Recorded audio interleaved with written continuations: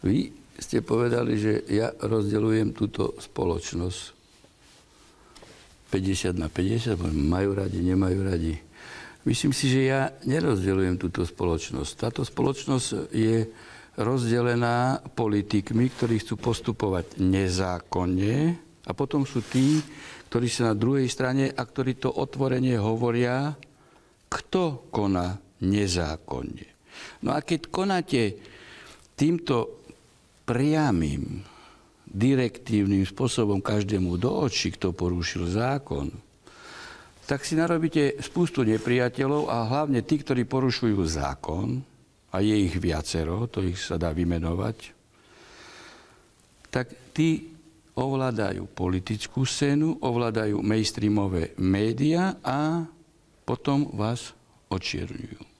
Cez masiráciu verejnej mienky. A dokonca ešte takým spôsobom, že vám ani nedovolia to vysvetliť, aby ľudia nevedeli, kde je pravda, aby nepochopili sentenciu, jadro problému. Súdnictvo v štáte je len také, aká je legislatíva v štáte. A legislatívu robia nie sudcovia. Legislatívu robia politici. A politici zámerne robia legislatívu s 8 alternatívnym výkladom. Viete, čo to znamená? To znamená, že keď sa niečo stane, tak máte 8 alternatív na to, ako sa to dá posúdiť. Legislatíva sa prijíma tak, že jeden zákon je v rozpore s druhým zákonom. To som ako minister spravodlivosti zistil, lebo som bol podpredseda pre legislatívu. Dokonca jeden paragraf toho istého zákona je v rozpore s iným paragrafom toho istého zákona. Dokonca jeden odsek toho istého paragrafu je s druhým odsekom toho istého paragrafu toho istého zákona v rozpore. A toto potom dáva možnosti na to, že sú rozhodnutia nepredvídateľné. Ste si všimli, že na mňa útočia politici z ktoréhokoľvek spektra. Či to bol Čarnogórsky, Lipšic, potom pán Mikloš, pán Dzurinda, pán Figel, pán Borec, pán Lajčák. To je pardon, Lajčák, nie, pán Kaliňák. Čiže vidíte, ľavý, pravý, stredový. Prečo? To je pre mňa totiž to vyznamenanie, keď politici na mňa útočia. To znamená, že ma neovládli. To znamená, že ma neovládli. Čiže politici majú určitú predstavu o súdnej moci. Oni vtedy chcú nezávislú súdnu moc, keď sú v opozícii.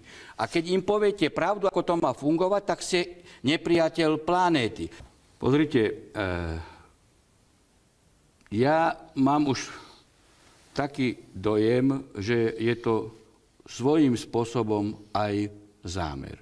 Pretože zámerom politikov je jednak to, a jednak znefunkčniť justíciu. Znefunkčniť prečo? Preto ju znefunkčniť, aby nenastúpila ich zodpovednosť. Lebo tento štát nerozkrádli politici, teda sudcovia. Sudcovia neprivatizovali, netunelovali, netendrovali, nekorumpovali. Ako to je fakt. Si zoberte, že politici, aby odpútali pozornosť od seba, tak vytvárajú ako verejného nepriateľa spoločnosti v radoch sudcov. Nájdeme tam rozhodnutia, ktoré sú možno nesprávne, ale pokiaľ by bol systém funkčný, sa dajú tieto riadnym inštančným spôsobom napraviť. Ale toto nikto nechce. Politikom vyhovuje, že odputávajú pozornosť od toho, čo sa deje. No a tá justícia je tu vždy nástrojom, lebo tu nájdete vždy niečo, čo môžete kritizovať, a kritizujú tí ľudia, ktorí nikdy nečítali spis, nepoznajú podstatu. Hej. Ten bol prepustený z väzby, pritom nikto neštudoval spis z tých, ktorí toto hovoria. A keď pozriete do spisy, urobí tlačovú konferenciu pán Kaliňák, toho sme chytili, taká trestná sadzba, a ja dostanem spis na stole a tam nič. Nie je. A musíte ho pustiť z väzby. No nemáte dôkazy. Alebo zákonným spôsobom. Ale potom už sa hádže špina na sudcu, že sudca pustil z väzby. A to sú tzv. Politické hry.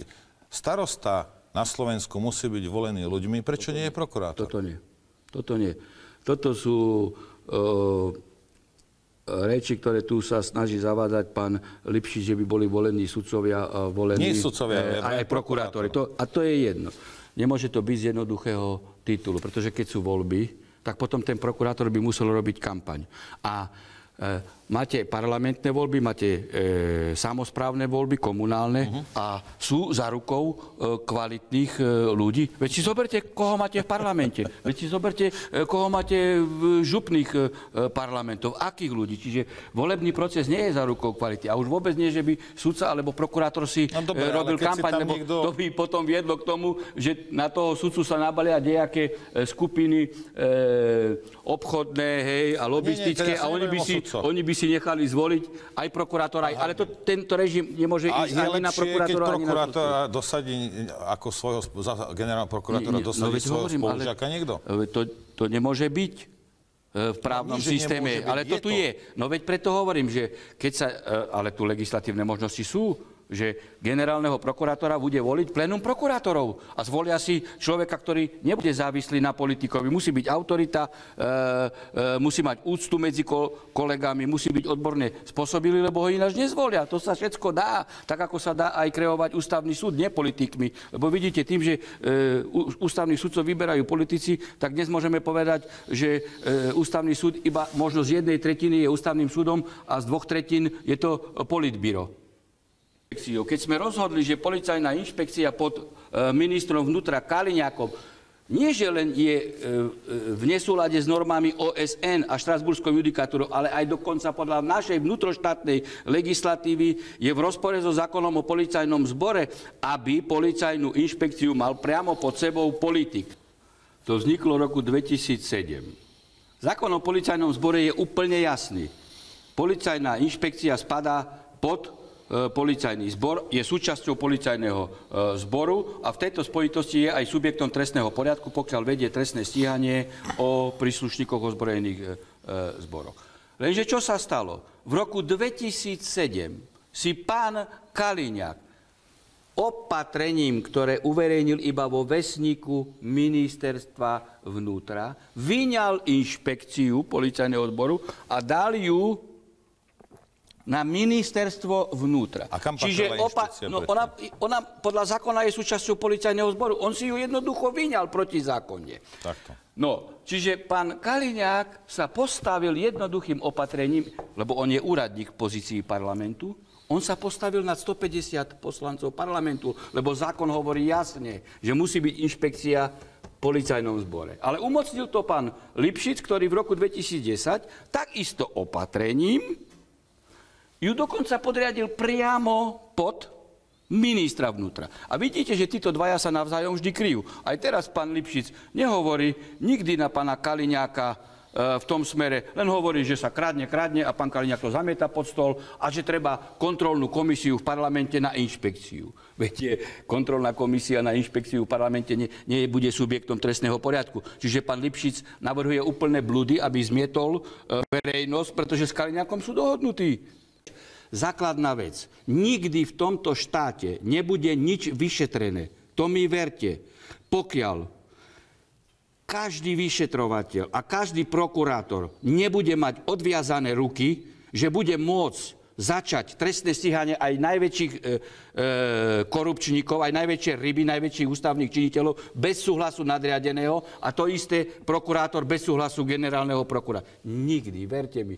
A tento systém, pokiaľ sa tu nenalomí, a zatiaľ vôbec nie je vola nalomiť ho. Želám vám, ale želám aj Slovensku, aby ste sa vo svojom poslaní stali sudcovskými osobnosťami. Aby sme sa mohli na vás spoľahnúť. Držím vám palce. Tak poprvé, je nedôstojné, aby prezident republiky 4 vety nevedel povedať na spamäť a čítať z papiera. To je skutočne, to je tak dehonestujúce Slovenskej republiky, že k tomu skutočne žiaden. Že by sa jeden človek nedokázal 4 vety naučiť a prečítať toto tam. Veď... No, dobre. Zašpinený systém. Kto ho zašpinil? Pán Kiska svojimi exekučnými spismi. Veď mal 22 000, koľko spisov na Slovensku. Stačí, že vráti všetky tie úžernické úroky, hej, tak odľahčí súdy a zvýši dôveryhodnosť.